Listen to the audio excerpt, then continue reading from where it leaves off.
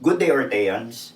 Your lecturer for today is Dr. Christian Pascual, top 1 in the August 2010 Criminologist Licensure Examination. Don't forget to subscribe and press the bell button to receive the latest updates. Take it away, Christian.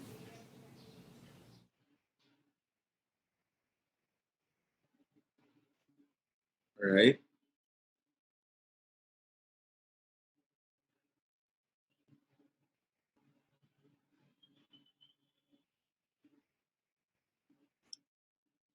Please, no, share your answer to me para it really helps a lot for me to figure out how will I further explain the question or the concept in the question. Thank you, Lian. Thank you, Danny, for sharing your answers. Marigold.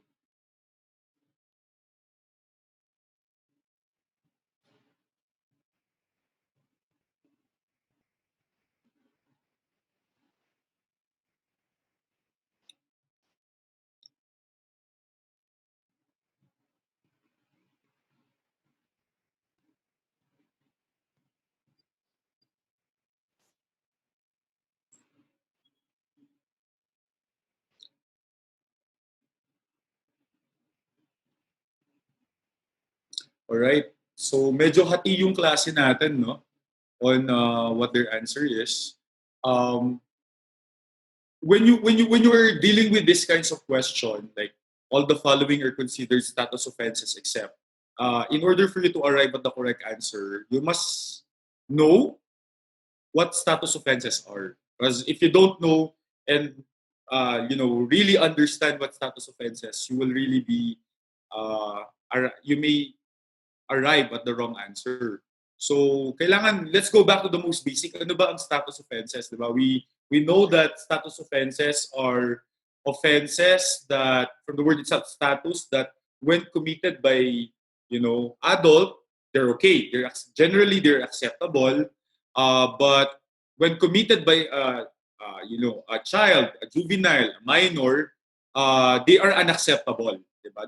In fact, they're considered offenses. They're considered delinquency. So yun yung mga status offenses. So in other words, if you look at here, ano ba dyan ang kapag kinumit ng adult, um, they're generally okay, it's acceptable, but when committed by a child, hindi siya acceptable. Siyempre, we're looking for the exemption, di ba? So lahat yon, status offenses, lahat to, A, B, C, and D, except for one wherein kinumit man yan ng adult, kinumit man yan ng child, di ba? It's still an offense regardless. It's still unacceptable, right?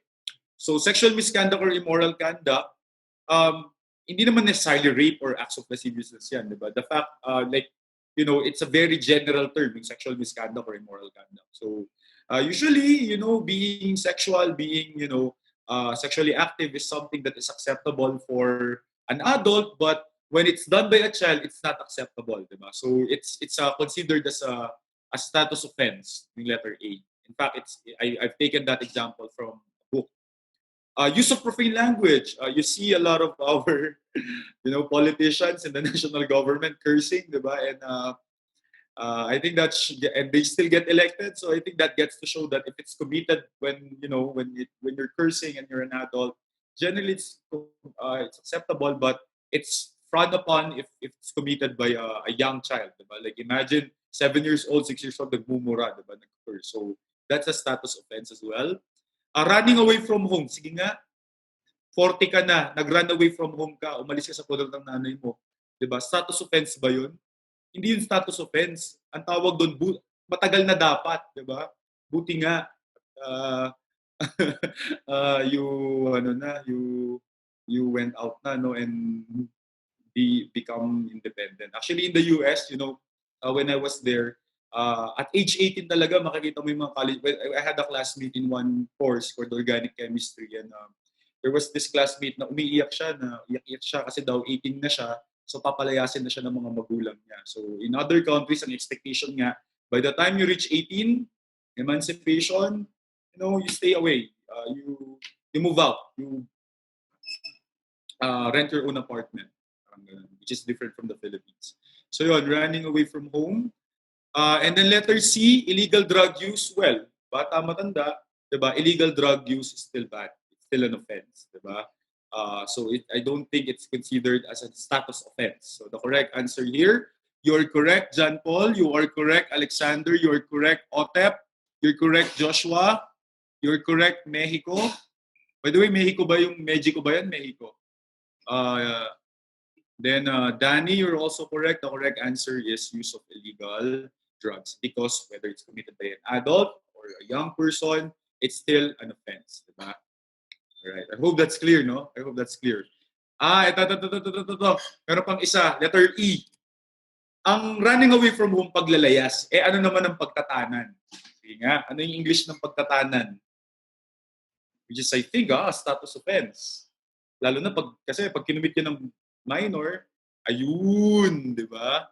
Letter E, Jerome, letter E nga, anong abduct? Abduct? Abduct, yan. Elope, yan. Marigold, that's correct, no? Elopement. Yan, elopement. Galing naman ni Marigold, no? Galing sa English and sa mga terms. Okay? Ay, nako. Kapag ito, dapat bonus yan sa mga Ortea. Dapat ang strong component nyo is law. Diba? Criminal law and juries. Kasi ang may-ari ng law center ng review center is a part-up nature. No?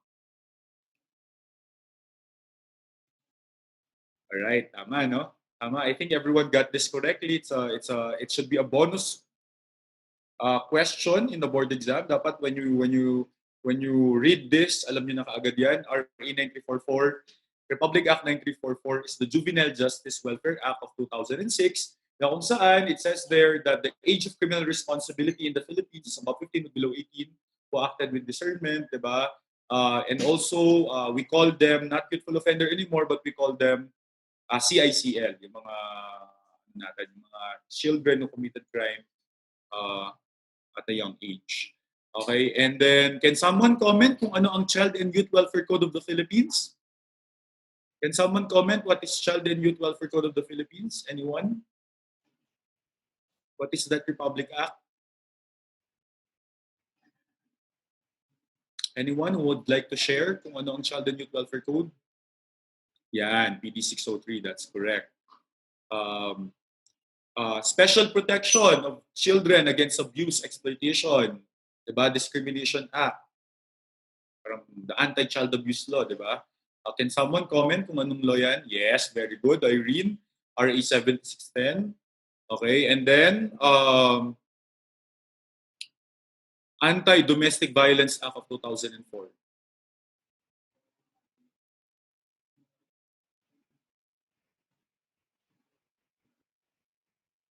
The VAUSI, can someone give us the Republic Act for that? Yon, John Mark, ang galing naman, RA 9262. By the way, when I took the board exam, i-share ko lang.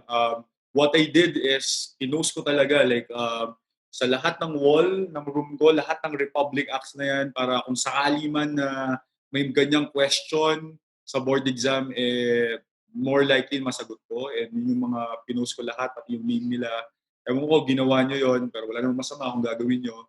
So I put all of it sa wall and all. So, pag nagpapahinga ako, binabasa ko siya. Siguro, dami Republic Act noon. Pagdating ng board exam namin, ang tinanong lang Act 3815, Revised Penal Code. Diba? So, okay lang yun. At least, diba, may 1 point na. Wala namang masama. Sa Friday, tomorrow na lang, last day natin yung ating mga tips, diba, on how to prepare for the board exam and habits that I did. If you want to learn more from him, take our Road to 1 Million challenge. If this channel hits 1 million subscribers, we will release the rest of his lectures. Or you can watch the rest of his lectures now by enrolling in Ortea Criminology Review. Just message us on our Facebook account for more details. See you soon, Orteans!